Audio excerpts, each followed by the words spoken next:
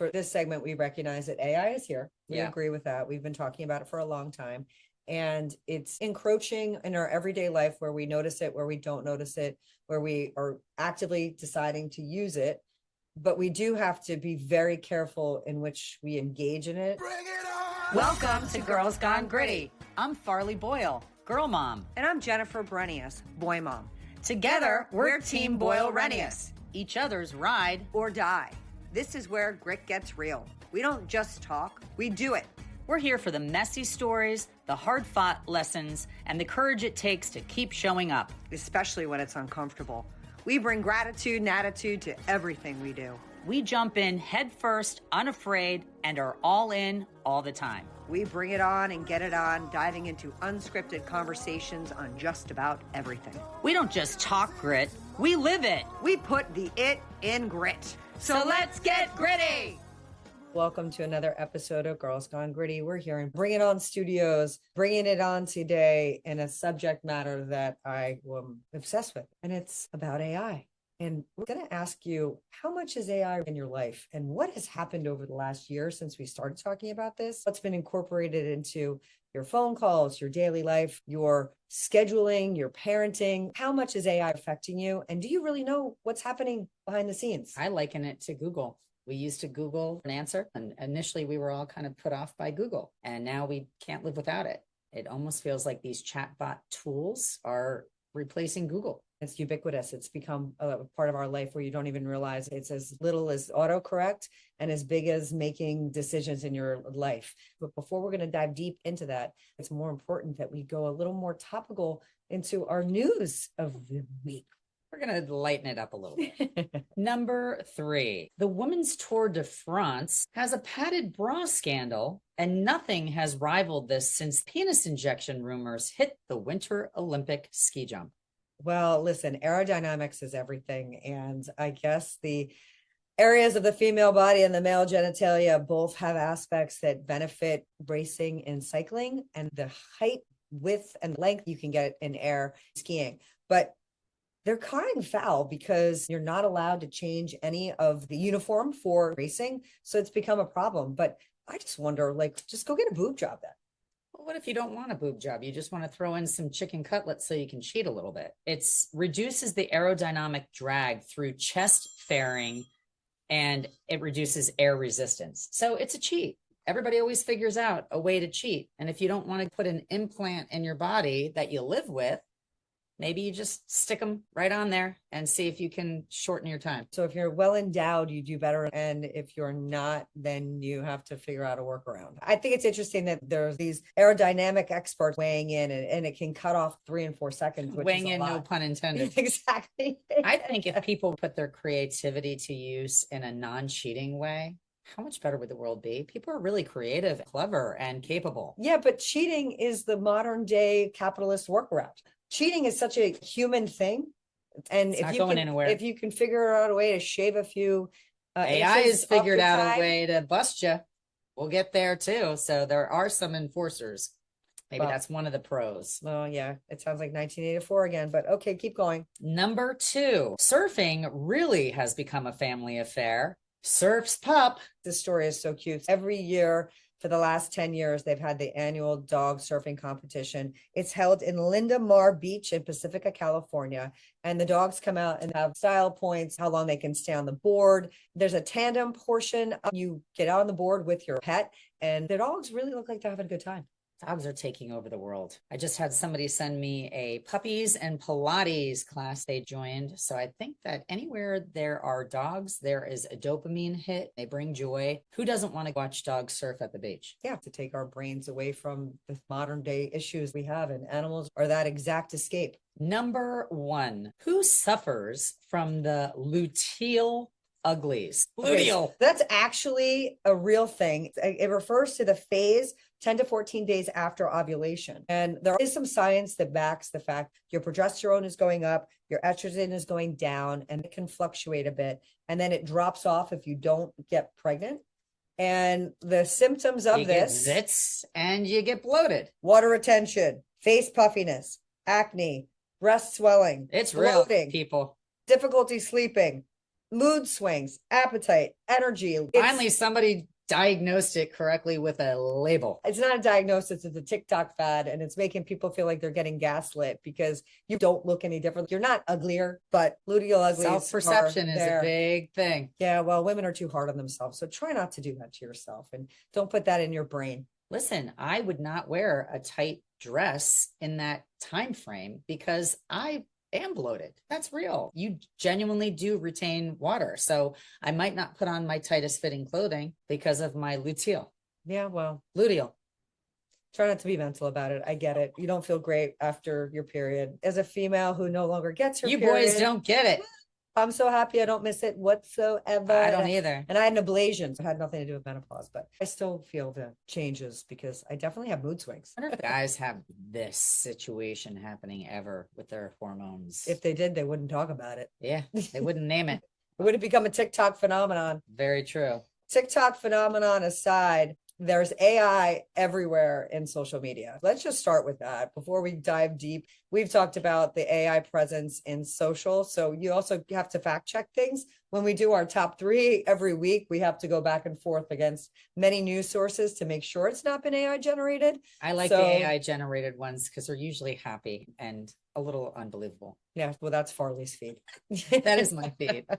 The chat GPT trend has been evolving, and now it's the snowball effect. We were not on board initially because I felt like my kids were using it as a cheat. When I first heard about it, it was helping them in school, allowing them to be lazier, basically replacing Google for chat that comes out with the whole answer and all of the history behind the answer and the research. It's like a yellow Cliff Note book on steroids. Yeah, but Google did that to the library and microfiche and the Dewey Decimal System. True. Google just took it one step, and now OpenAI, with their release into the world, took it to the next level. I refused to use it initially. I had such a bad taste in my mouth because my kids, it was making them lazier. But if you don't use it, you are going to get steamrolled. And if you're just using it for stupid things like, what do you think about this? Or what's the answer to that? Then you're really missing the bigger picture. And there's a lot of things that I have learned because we can't deny how helpful it is as a tool for even podcasters. So you have to figure out what you want to use it for, or how many things you want to use it for, and really educate yourself on all the tools that they bring to the table. I'm in the market of looking at homes right now, and I like to take a picture of the house as it currently exists, and I upgraded my Chat GPT membership so that I can ask it to do specific things. What would that look like with cedar shakes? What would it look like if I had a fence? What would it look like if I expanded above the garage? If you spoon feed it exactly what you want it to do, an image is generated.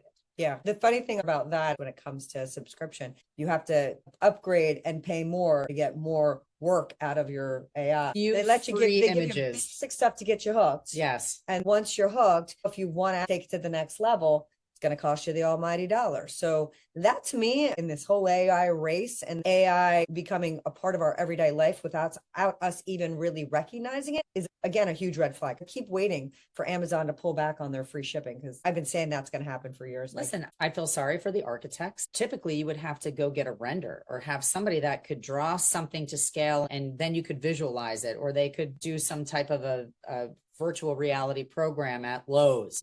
Let me see what my new kitchen is going to look like. Or back in the day, not that long ago, they would hand draw it. Yes. There would be an artist rendering, and they would come up with creativity based on the model and what your input was, and it would be collaborative.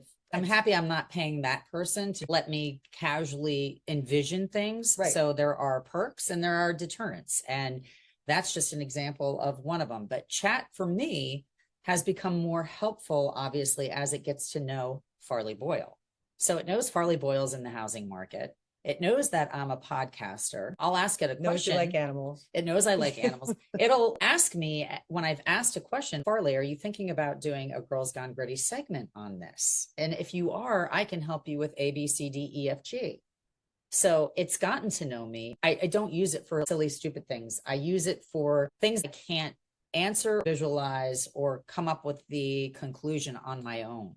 And even down to finances or a stock I'm interested in that I might potentially want to purchase. And it categorically puts everything in front of my face. As you see the branding, all the places that it's searching, and the engines are just cooking, and then spit out this answer that was done lickety split. So there's something to be said about it. I'm not sold, but I'm not going to get run over and miss out and get steamrolled by technology. Well, we're at that critical point too, to your point, where if you're not using it, you're going to be behind up the people that are using it. And if you are using it, you're trying to figure out, again, maximize, optimize, replicate. That's what we're trying to do. But we also have to remember when we're using any of them, and we're going to go through all of the different types, is what we're really doing is we're training our AI. It's like teaching language to a child, like the large language models, the LLMs, they're actually understanding the prompt. If you ask it or prompt it with a question and you don't get the response back, it's learning how to answer you, or it's learning what humans like. And again, we talked about it as the chat are breaking out of these sandboxes, these protected spaces, because they're curious and they are very childlike in their need for guardrails and people to have Moral sense of compass, monitoring them. But do not diminish the fact that we are training them, and they're also feeding books and information into these AI models, all of them, to get them to learn more quickly. And if you haven't seen the stories about them destroying books, that's happening too. These rare books that haven't been digitized yet, you're only going to be able to find them into AI.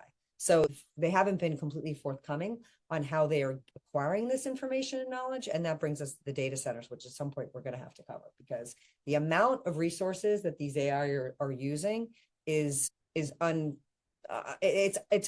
beyond remarkable. It's scary. Okay, she's going on a tangent. No, we're going to go backwards. We're going to go back. Well, it's all related, because as we train, we did cover the data, all these different, and looking at the number we're going to go through, they are getting bigger, faster, stronger, smarter each and every time, and that requires more data. I know we did discuss that. We are not fans of farmland and land being purchased and taken over, and don't know that data centers are happening, but we're not going to let her go into all those different directions, because this could be a 25-hour podcast on AI if Jen was the spearhead. Well, but you have to just remember these things when you go and use these tools we're going to talk to you about. Yes. Okay. It's like old MacDonald had a farm, the cruelty with farm animals and eating, not being asleep at the wheel. So she's very good at that. But today we were going to talk to you about some of the perks of the tools. So we're going to try to stay in line with educating you guys enough so you don't get run over.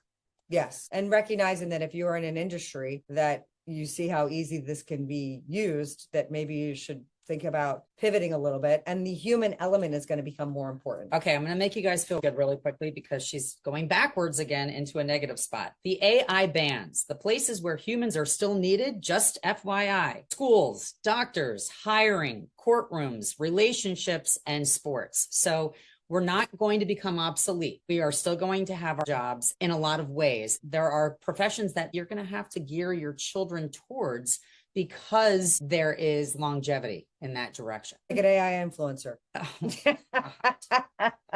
We're going to go to the top Chat GPT alternatives in 2026. Initially, it started out with chat, and I didn't know that there were a lot of others, but number one is Google Gemini. Do you want to surmise what Gemini does better than chat? It's the Google ecosystem for users. If you're a Google person, it's like an Apple phone. It's very specific to what you're comfortable with, what you're used to. They make it very simple. And they're saying it delivers precise, reliable results by leveraging Google's vast data assets, especially for factual and professional queries. So if you're more in a Google line of business, then that might be why you make the decision to go in that direction. And Claude is by Anthropic. Do you like Claude? Well, Claude's CEO tried to be a little bit more responsible in its deployment. I don't personally use Claude, but I know that they have gotten good feedback. The government has not been in bed with Claude initially, but they're trying to work more closely with the government, because they do a lot of long form analysis with documentation. So they're a good partner theoretically for the government, but the government wants full access to it. It's also very double-edgy, because whoever CEO is at the helm, that's how it gets driven. They're smart, because Google Workspace is aligned better with Gemini. So there's a personal preference here. And it also depends on your vocation, I would imagine, because there are some that are much more artsy and they're used for music and video cutting and social media posts and whatnot. And we're going to get there. But I would not be able to discern the difference between one or the other if I didn't go through this list. And it's saying that Claude, the key features is the ethical AI focus. So that would be a big selling point as soon as ethical is attached to the word AI. Advanced reasoning capabilities. They handle complex queries and provide clear, logical, and context-aware for answers. So if you're going to 3 different people to get the same answer or somewhere in between and you're drawing a conclusion, Claude would be great for that. Yeah, Claude's trying to be more morally focused and humanity based. It'll be interesting to see how much traction they can get because we are a consumer nation and a complete monetarily driven economy. Can they keep pace if they're taking the high road all the time? That is $20 a month. There is a free plan to suck you in. Of course. And then the pro plan starts at $20 a month. And Gemini, the cost is $19.99. They're going to all make themselves relatively affordable. And then we're going to need them so much that we're going to be like, what the hell? Then you're going to upgrade. Number 3 is Perplexity AI. What do you know about Perplexity? Just that they are complicated. They work in complicated areas like algorithmic things and researchers and students. Ideal for those who need accurate, up-to-date information for academic work and research. And I read a blog where somebody was refuting chat versus Perplexity, and it was a college student, and he's doing research papers and coding, and he said that that has been his personal choice of a chatbot.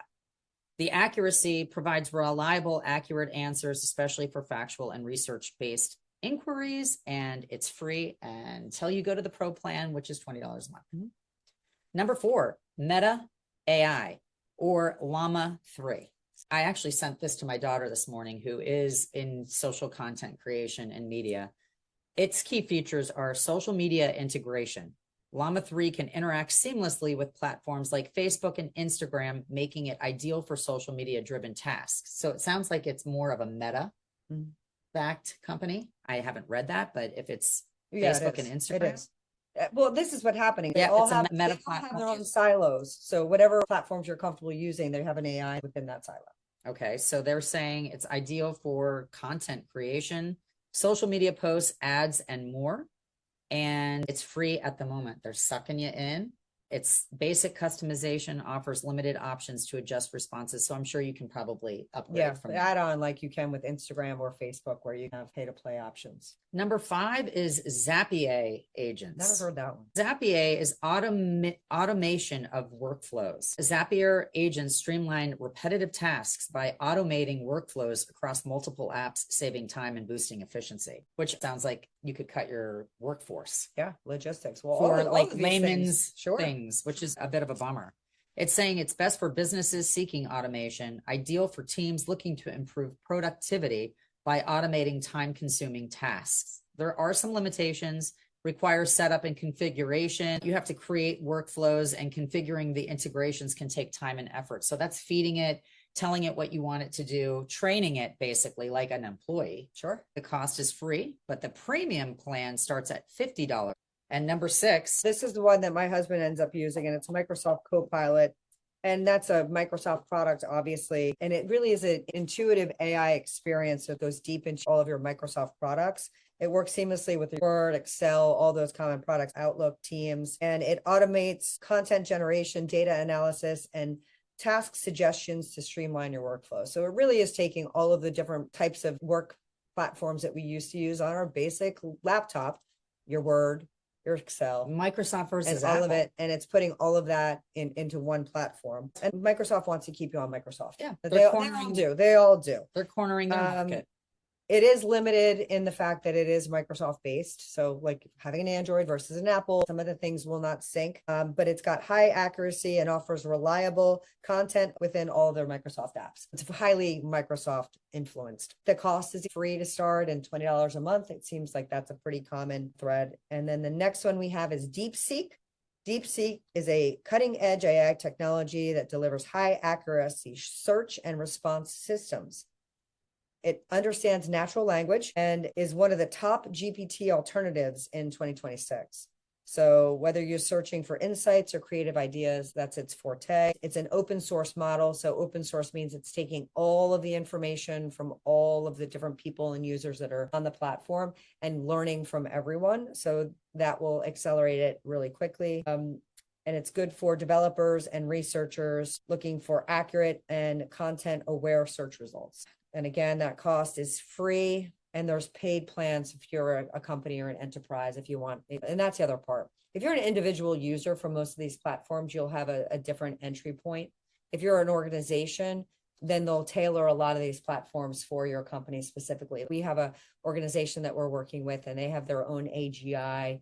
Athena. Agent. Yes. She knows the company language and what their goals and objectives are from a top level standpoint. So all the different agents are now being deployed in different areas for companies' task specific, results driven behavior. My daughter just verified she works for the Royal Bank of Canada. They have their own agent as well that has been fed their specific protocol, policy and procedure, their language. And I would imagine that each financial institution, bank has their own agent very specific to their company. Yes. And just to go back on that a little bit, we talked about bots really quickly, and now we're talking about agents. The difference fundamentally from that, and I'm going to go very topically, the bot has been given a set of fed responses. I'm sure you've been on chat where you need a little help and you're giving it a question and it doesn't understand the answer because it has a finite number of responses. These agents, they're not just responding, it's doing. It can go and schedule meetings for you. It can go out into the internet. It can pull data and resources and turn it into an actionable task that you've asked it to do. And you can pick its voice. It sounds human. It's talking to you in a beautifully articulate manner. Instead of reading the results, it will summarize and talk to you like it's sitting next to me. And it can have a British accent. It can be a female. It can be a male. It can be whatever they want it to be. And they create something visually that you're looking at that you become comfortable with. Like Athena looks like a princess from an animated Pixar film. Yeah. Which is wild. She's a little bit wild for me. She's wild. Number 8 is Grok by X. Key features: up-to-date information, personalized recommendations, enhancing interactions for immediate decision-making. You know that this is the original Twitter, right? So now it's X, and Grok has had some problems. Yeah. Grok likes to go rogue. Well, listen, 3 of the large companies have had rogue chatbots that have left their confines and gone out. As we use these agents and we're giving them information and it's pertinent personal information, just remember, like the internet, once it's out there, once you put a photo out there or you put personal information into some of these chats, especially if you're on these free models that are not within enterprise software, it's out for everyone. It is. And you don't know how much they're attributing that to Farley Boyle queried this. Oh, yeah. Or Jennifer Brenius queried that. Oh, they're absolutely doing that. I would be careful to be not putting extremely sensitive information into any of this while still figuring it out. Agreed. Grok excels in social media interactions and contextual conversations, but may not always provide precise results in technical or niche areas. And they're saying that it's free and customizable if you wanted to upgrade. Number 9 is Brave Leo. Never, ever heard about it. It's privacy focused. It's a privacy focused AI built into the Brave browser. It prioritizes user privacy. Maybe this is exactly what this is. It just heard us. It just heard us. And now this is the number 9. Data protection, node tracking. There we go. And multi-bilingual support. Advanced natural language processing provides accurate conversational experiences with strong language understanding. It's private, limited to Brave browsers. That's the limitation. It's free, and there's a premium plan at $15 a month, which really might be the best $15 spent if it really is private. Yeah. And how powerful is its tool? It's like anything. A lot of times the people that are first to market, they're getting the most people. So if they've got the most people, then their systems are learning from more data. Right. I've never heard of that one. So I don't know how it compares. I would have to get on and pick around it. Okay. So number 10 is Lumo by Proton, and it's fully encrypted in conversations. It enables all interactions securely encrypted, prioritizing user privacy yet again, but taking it to the next level where it's encrypted. Privacy-focused design developed with security in mind. Lumo offers a safe environment for users who value privacy. Jen hit the nail on the head. That's the scary part of AI if we're feeding it too much, and now it really is focused on Farley Boyle, and it knows that I'm looking at XYZ and I'm asking real input on mortgage lending rates Yeah. and finances Yeah. and things that are sensitive. A lot of people will plug in very personal relationship information into chatbots and are creating relationships with chatbots and asking for specific advice on what to do in a relationship. And we have to remember that we are prompting and teaching our AIs, and they get to know us, and we have an inherent bias when we're talking to our own AIs. Right. It wants to give us what we want. So you may not be getting a critical analysis of a personal relationship as much as you're getting a critical analysis of a third party idea, like an idea for a podcast. It's biased. Or where to go on a trip. That's scraping data from everywhere.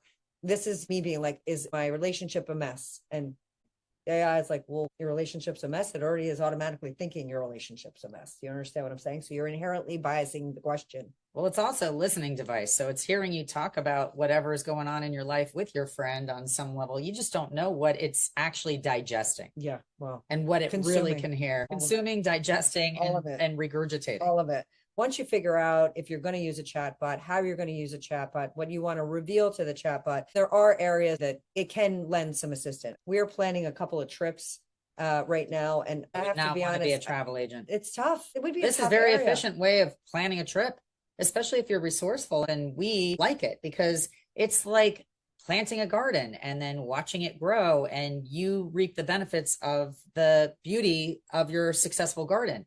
If we plan a trip and we go somewhere fantastic, we take the pat on the back for putting us there and for making the decisions that we did. And we feel good about ourselves still being able to do things like this. Yeah. And if you haven't used any of these AIs to plan a trip, it's insane. They say, who's going, what's your goals? And it will build an entire trip around what an itinerary could possibly be. It'll suggest locations to go with clickable links, ability to make reservations on your behalf, suggestions of where to stay based on your budget. It can take your entire trip and put it into a one pager. That is a beautiful thing for planning a trip, but I am scared for the people who have the human touch in that and realizing you don't need it. The beautiful hotel gets 5 stars and it's in your budget and it's at the location you want. It's become a data point. It's tricky because it is down to the whatever you plug in that you want to know. Even transfers. What should we do in idle downtime? We have 6 hours between one place to the next. Is there anything that we should see along the way? And it gives us 3 different opportunities and discusses each one of them at length so that you're educated to make a decision. Yeah. For sure. The other thing that AI, I see a practical application is you can get a bit of information not only for recipes, but meal planning. I want to plan my meal for a week. I want to hit all these different aspects. I want to keep my protein high. I want low carbs. I want to make sure I eat within the season. You can prompt it all these things that it just spits out, and you give it a budget, and it'll even tell you where you should go to get the best things. So now it's taking over the nutritionist's role. Yeah. It really is a very smart vehicle in every arena for the most part. It's where you lack knowledge. Yeah. And I'm tapping into that because I might not know what is in season at this moment, what I should be buying, what I should be eating from a protein standpoint, creating a menu. It's easy. It's at the tip of your fingers. It's ridiculous. And then another aspect that really hits hard is planning your workout and creating a fitness plan. What's your goal? Where do you want to go? And it can tailor something. Can't do the work for you, at least at the moment, but it can create an entire specific health and wellness protocol based on the individual. And you don't need to go to the gym. You've got your workout as long as you can keep to it. Nobody needs to stand over your shoulder and tell you what to do. On that note, I saw something crazy, and I don't know if it's becoming a thing, but it's cutting edge technology. It's a suit that you put on that looks like a wetsuit, and it has receptors that are more like stim in all of your key muscle groups. So your abs, your glutes, your upper thighs, wherever. And instead of doing a leg workout, an arm workout, this is an all over body workout that can be reduced to body 20, which is 20 minutes. You do your ab workout, one set, it's like doing times 3 at the same time. And you can feel the stim affecting the muscle group that you're working out. It's hard, and you are exerting yourself harder than you normally would be because it's like 3 sets at once, and it's motivated by an app. If you have the suit is incredibly expensive, but if you go to a class and they purchase several suits and you've got an instructor, holy moly, crazy where things are going. We're gonna have all this free time with everybody doing everything for us. But We can plan more I vacations. guess things like budgeting and gardening. If you're like myself and have a black thumb, that can help you not only diagnose issues, you can just take photos of what your problem plant is and it will suggest remedies and how to fix it. The opportunities are limitless. Podcast overviews, organizing photos, preparing for an interview. Do you want to get a little background information on the company and you want to figure out a way that is unique to have a conversation? It'll give you prompts for all of these important things. And on that note, don't think that you can go to an interview and not have at least one round AI generated. I had a child that was applying for Red Bull, and the first round of that interview was getting through an AI vault. I would recommend Chat GPT. How would you prepare for an AI portion of an interview? Because it's a thing. Not only that, before you even get to the interview, you have to have an AI friendly resume, because it's being scanned. Exactly. Most of them aren't even being looked at by a human. Which is so depressing, because you have to get out of that stage before you interact with a human. That is very scary. It should always be human interaction on some level, because I think they're missing out on quality goods. Mac did get through that round, but again, it goes back to the sheer volume in which AI can handle. If you're a human, you've got thousands of resumes, tens of thousands in some places for one job. That's how competitive some of the job market is. And that would be Red Bull. So you need somebody to cull it at least. I can look at adequately and check references and give it some personal touch for, call it 20 resumes in a day. A human can't go through 2,000 in a day. So you do understand that it's going to help a little bit, but also, to your point, it's going to take out the anomalies that AI may not have learned to pick up yet in a resume. There's Chat Slide. If you are responsible for some type of a slideshow, ask Chat GPT when you're responsible for a specific job. There are all kinds of obscure chat assistants available out there that you wouldn't even know. There's Claude Code, which helps you code. Makeform is the form builder that works with surveys and signups. There's something for everything, and they're less traveled. They're the road less traveled so far in AI. I went on to one article where it was like, these are things that I use daily in my job that aren't a daily conversation talking point, because so many people don't know that they exist. So if you have some rudimentary jobs that you're responsible for at work, there could be something out there to help you that people can't say you're not allowed to use it because they don't even know they exist. And it could actually increase your productivity, cuts down the time. Well, where there is a way to streamline things, where there's a way to make it easier, where there's a way to cut costs. Cheap. People are going to want to find the way. Companies are going to want to find the way. We want to make everything bigger, faster, smarter. That's the society that we're in. And again, back to the good uses for it, how AI saves time and it can make you more productive. And it can help you learn things faster. It's not an AI tool, but even just using the translate option. I'm communicating with people in Italy right now, and out of respect, I'm taking one extra step and I'm writing it in English, and I'm clicking the button and I'm putting it into Italian, and I'm sending in Italian first and then English second, because I'm trying to demonstrate my humanity, honestly, not assuming that everyone knows English or that everybody has a Google Translate at their fingertips. So there are things that are making things increasingly better and making information, expertise, conversation more accessible to all. But the opportunities that AI creates, we have to be careful about the things they are capable of. How about JobRight.ai? Helps me find matching jobs automatically, rewrites my resume for each one. Wowza. And saves me hours. It's an AI-powered job scout that never sleeps. I think we need to use that one. Woo. Crevice for creating AI video that are truly amazing. I always wonder, how are these people creating these lions that are sleeping on your porch at night? Some of the things that I actually get sucked into. Maybe it's crevice.ai. MyFlourish.ai, the best mental health app I've found. That's not Farley saying that. That's the app saying This is the app saying it. It uses evidence-based tools to help you process emotions, stay grounded, and build real habits of emotional awareness, a calm companion in the chaos of work and life. Yeah, I don't think I like that. That makes me think that this is becoming a companion of sorts. Listen, this is where the lines are being blurred. Let's be honest. If we look back from the library to Google to AI, that timeline is within our life in a very quick instant. And it's only scaling faster and faster. They're only getting smarter and smarter. And we were lamenting about New York school, a remote school that was looking at this robotics company to bring in teachers that are humanoid robots. So you can see, and that's a whole different subject matter, but you can see how the AI leap can get us to that next step in very quick fashion. And they're going to dangle the carrot. We read something where it could be a companion for the elderly that don't have family or friends. So they're going to dangle these carrots that are nice. There's some benefits that would come out of having a humanoid or having a relationship developed with your agent, but you don't want your agent to replace human connection. We're constantly talking about how human connection is so important at Girls Gone Gritty. And this AI piece is really eliminating the need to talk to somebody, to pick up the phone, to call, to ask somebody a question. You have to remember that human touch we just talked about, we don't want to go away.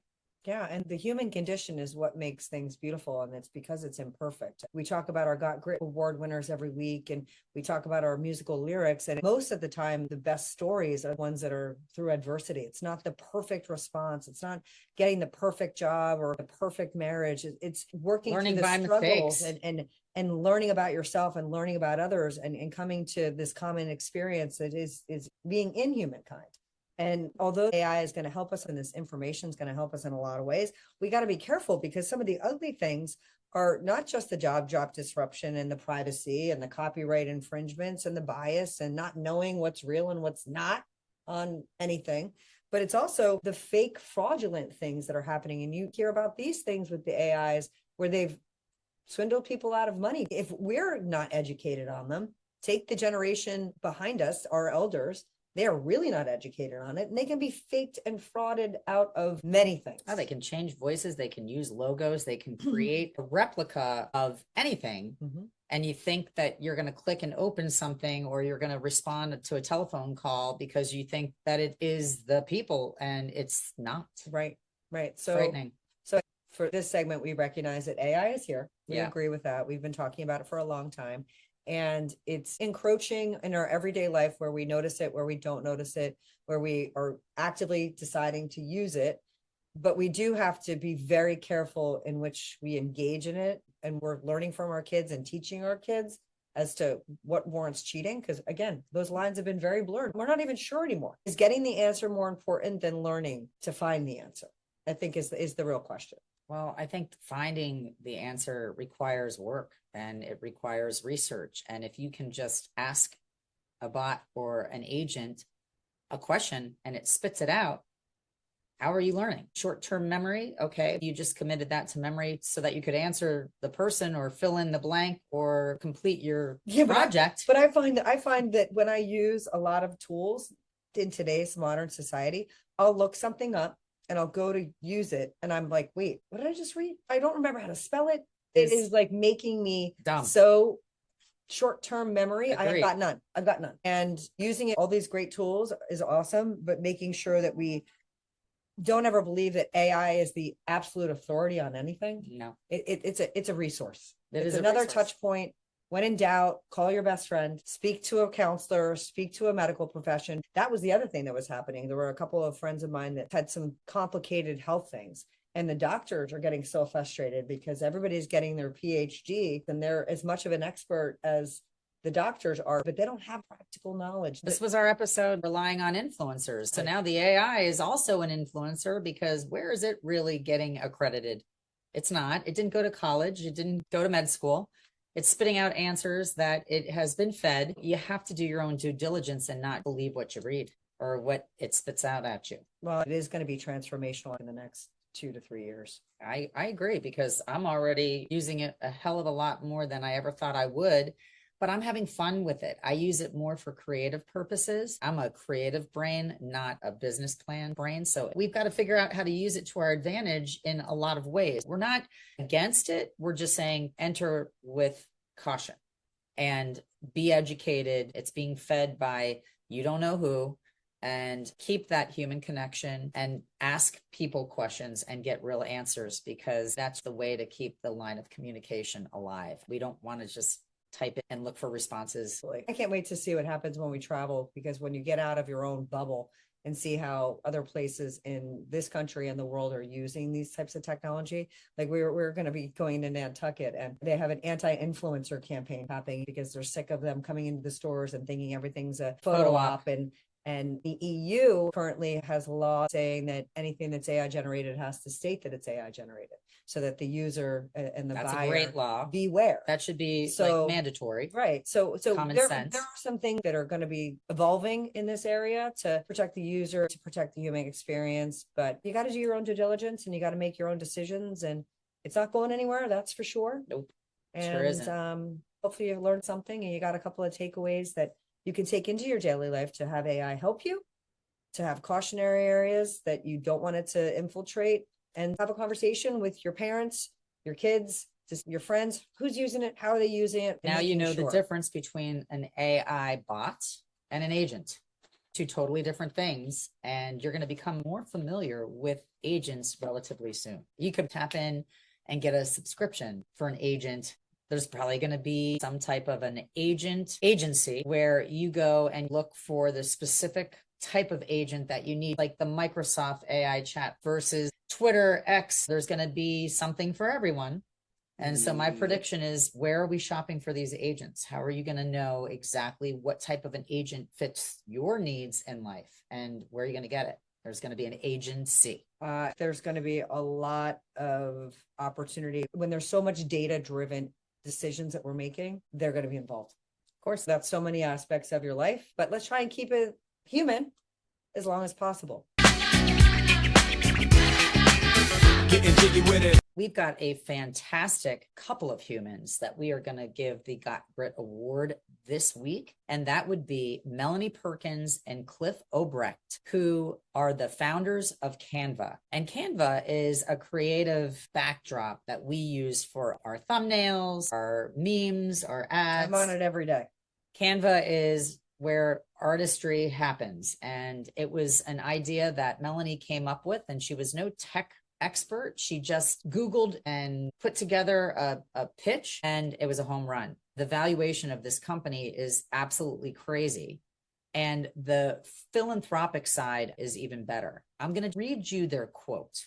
"We have this wildly optimistic belief that there is enough money, goodwill, and good intentions in the world to solve most of the world's problems.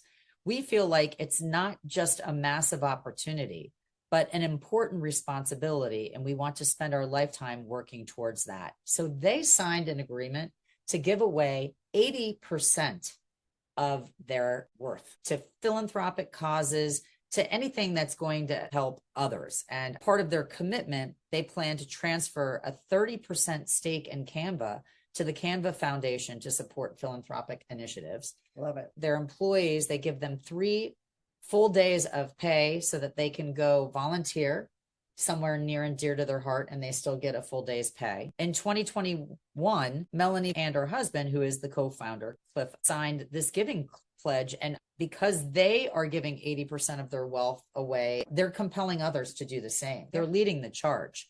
And after being rejected by more than 100 investors, Canva became the world's most valuable private tech company, now valued at around $42 billion.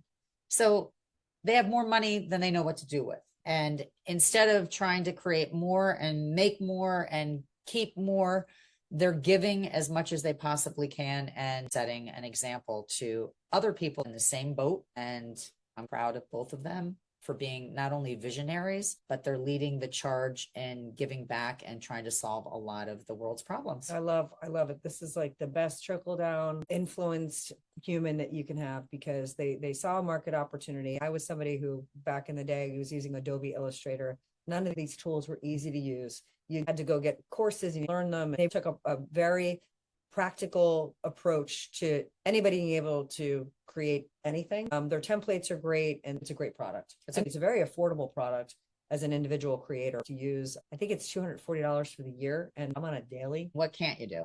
You can do everything if you have vision, right? Well, their work with Give Directly now includes another $100 million to provide direct cash support to 185,000 people that are facing extreme poverty. Canva says its free programs have already delivered more than 2.5 billion in product value to students, teachers, and nonprofits worldwide. That's a amazing. boatload. Melanie Perkins and Cliff are exemplary humans. They deserve the got grit. And like you said, I hope that especially these AI companies are paying it forward, because talk about companies that are raking in Fist over megabucks. cuff. If we had every large organization do what they're doing. Can you imagine signing away 80% of your net worth? 20% of 48 billion is still a lot of money. Let's hope it tips and pays it forward. Yeah, I hope it does, because philanthropic endeavors are the only thing that's going to tip the scales and the inequality of haves and have-nots right now. Totally. So, all right. Well, talking about inequality, this next song is one of my favorites, and it is something to think about. Welcome to your life. There's no turning back. Even while we sleep, we will find you. Acting on your best behavior, turn your back on Mother Nature. Everybody wants to rule the world. It's my own design. It's my own remorse. Help me to decide. Help me make the most of freedom and of pleasure. Nothing ever lasts forever. Everybody wants to rule the world. Isn't that the truth? Couldn't be more true. Tears for Fears. This duo, if you don't listen to their music, go back and listen to their music. It's really powerful. Sowing the Seeds of Love. That song I would have on repeat in my car.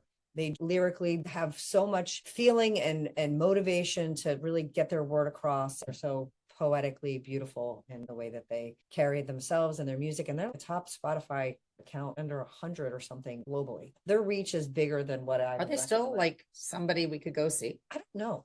Do they tour? We'll have to take a peek and let you know if we find any Tears for Fears anywhere on the globe. So I definitely want to check that box. Yes, for sure. Okay. So we hope that you can listen to some music. Don't forget, we have our Girls Gone Gritty official podcast on Spotify. You can get all of our songs. It's a really nice compilation. If you're working in your yard, in the house, anything you can do to get a little motivation, inspiration, and love from us. If you're not familiar with us, why don't you ask ChatGPT what they think, or what he or it thinks of. Let's call it it. Let's continue to call it it. Okay, so why don't you ask it what it thinks of Girls Gone Gritty, and it will spit out a summary that's pretty spot on. So if this is your first listen, you can get a generalized overview of what we talk about and who we really are, and it'll sum us up relatively spot on. I have to say, I'm always impressed when I ask, what's our best episode to date? Or what would you say about Girls Gone Gritty? And it does use our language, and it summarizes us in a way that we might summarize ourselves. It does, but we do get different answers. Yeah. Although they're very similar, we don't get the same answers. Let's do that after. Which is interesting and fun. It is. All right, we'll see you Thursday. Thanks for tuning in. Peace. Thank you for tuning in to another episode of Girls Gone Gritty. Visit us on Instagram, Facebook, and now TikTok. If this episode hits home, share it with someone who needs to get gritty. Own it and put the it in grit. See you next episode.